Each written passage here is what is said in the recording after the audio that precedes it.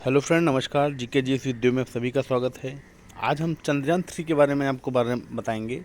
चंद्रयान 3 जो भी लॉन्च हुआ है, इसके विषय में A to Z सारी जानकारी देंगे, ठीक। और उससे पहले जो हमारे जो दो मिशन गए थे, Chandrayaan first and Chandrayaan second, उसके बारे में भी एक बेसिक कॉन्सेप्ट बता देंगे, राइट। तो स्टार्ट करते हैं कि जीके जी इस वीडियो के तहत चंद्रयान 3 के बारे में।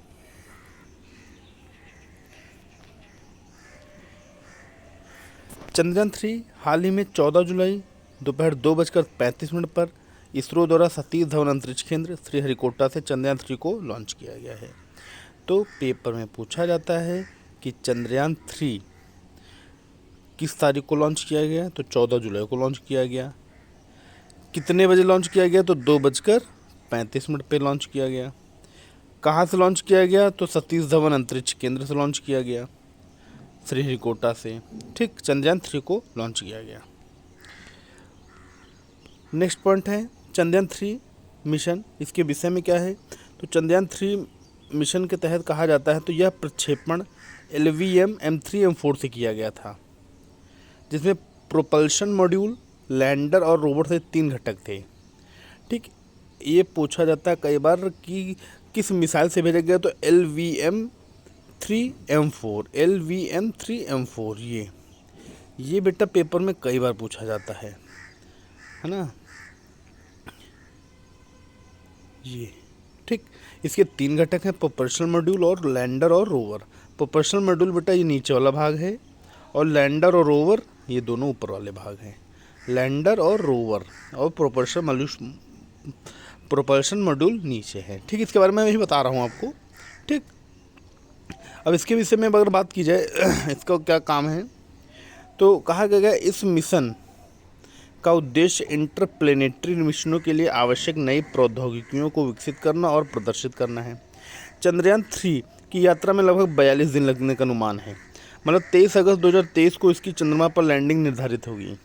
मतलब कि 23 अगस्त 2023 को चंद्रयान 3 जो है चंद्रमा पर लैंड करेगा।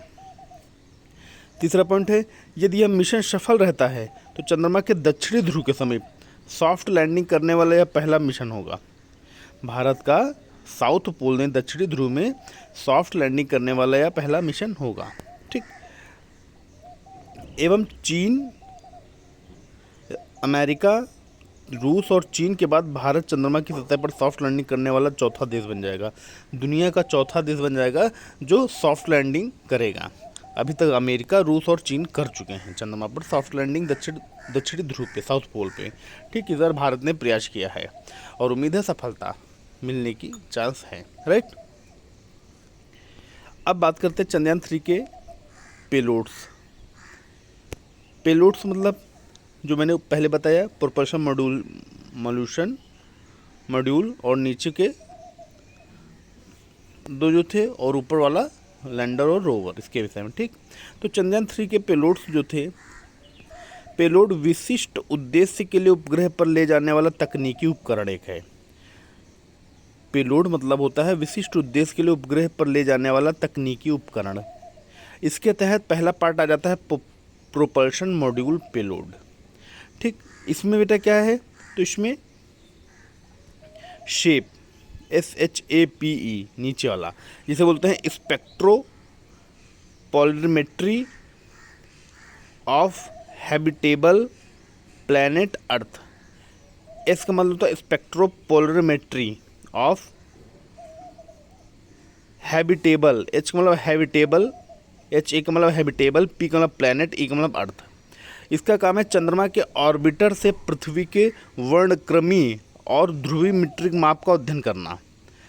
स्पेक्ट्रल वर्णक्रमीय मतलब कि एक प्रकार से बात की जाए तो उसका कलर कैसा है पृथ्वी पे, पृथ्वी से दिखता है या वैसा, मतलब एक प्रकार से पूरा ध्रुवीय जो है पोलर रीजन का ऑर्बिट का, उसका अध्ययन करेगा, ठीक। कौन, शेप। अब इसी में आ जाता है लैंडर पेलोड। लैंडर पेलोड में 3 चीज़ें बेटा हैं, रंभा LP, चेस्ट और इल्सा। रंभा LP का मतलब लैंगमुइर प्रोब, LP का मतलब सतह के आसपास प्लाज्मा घनत्व और इसकी विविधताओं का अनुमान लगाना। चेस्ट मतलब Chandra surface thermophysical experiment, Chandra surface thermophysical, E से एक्सपेरिमेंट। चंद्रमा की सतह पर तापीय चालकता और तापमान को मापना। जो मून है हमारा सैटेलाइट है, वहाँ पे टेम्परेचर का फ्लो और टेम्परेचर को मापना चेस्ट का काम है। और इल्सा है instrument for lunar seismic activity. इसका काम है लैंडिंग स्थल के आसपास भूकंपी को मापना कि भूकंपित क्षेत्र है कि नहीं, भूकंप आता है कि नहीं। ठीक, तो ये लैंडर पेलोड्स के 3 पार्ट हैं। करेक्ट। अगला आ जाता है रोवर पेलोड क्या होता है बेटा? तो रोवर पेलोड में एक आता है एपी एक्सेस, दूसरा आता है एलिप्स। एपी एक्सेस मतलब अल्फा पार्टिकल एक्सरे स्पेक्ट्रोमीटर। इसका मतलब क्या होता है बेटा? चंद्रमा की सतह के बारे में हमारी समझ को और बढ़ाने के लिए रासायनिक संरचना प्राप्त करना और खनिज संरचना का अनुमान लगाना। मतलब चंद्रमा की सतह पर केमिकली स्ट्रक्चर और मिनरल्स पाए जाते हैं कि नहीं पाए जाते हैं, उनका स्ट्रक्चर है कि नहीं है, आयस्क के रूप में कुछ पाया जाता है कि नहीं पाया जाता है। तो इसके बारे में एपी एक्सेस जो है ये पता लगाएगा, पिक्चर्स भेजेगा, वीडियो भेजेगा। ठीक, ये एपी एक्सेस का काम होगा जो रोवर पेलोड में पाया जाता है। ठीक, रखा गया है। दूसरा बेटा LIBS, laser induced breakdown spectroscope.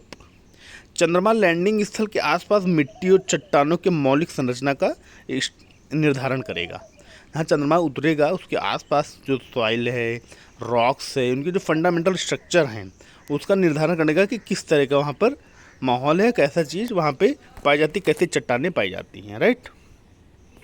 तो प्रोपल्शन मॉड्यूल, लैंडर और रोवर, इन तीनों के बारे में मैंने आपको बता दिया जो एग्ज़ाम बेस पे ज़्यादा इंपॉर्टेंट हैं। ठीक, अगला है दक्षिणी ध्रुव के समीप चंद्रमा की लैंडिंग का महत्व क्या है? मतलब दक्षिणी ध्रुव पे क्यों उतारा जा रहा है, तो इसका क्या कारण है, इसका महत्व क्या है?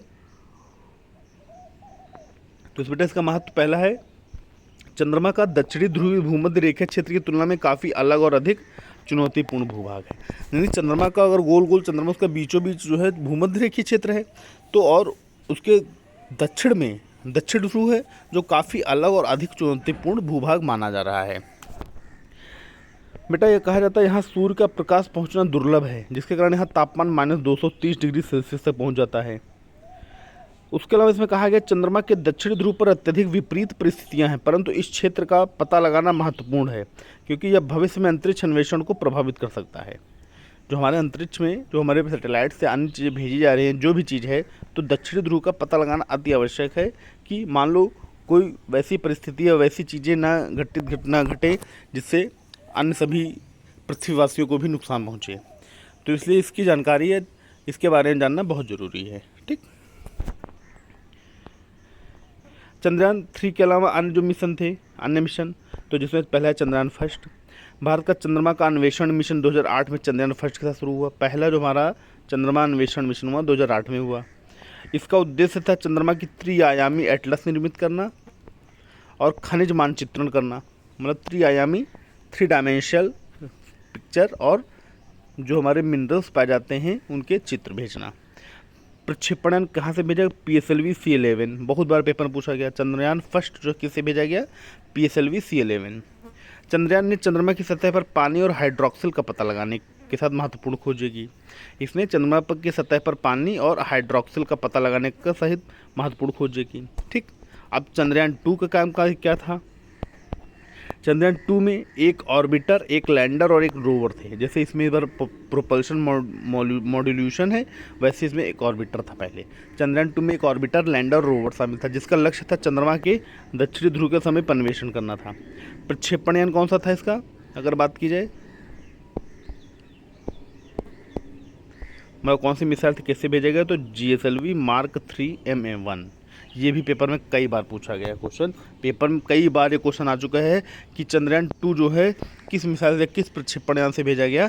तो GSLV Mark 3 M1 से। ठीक,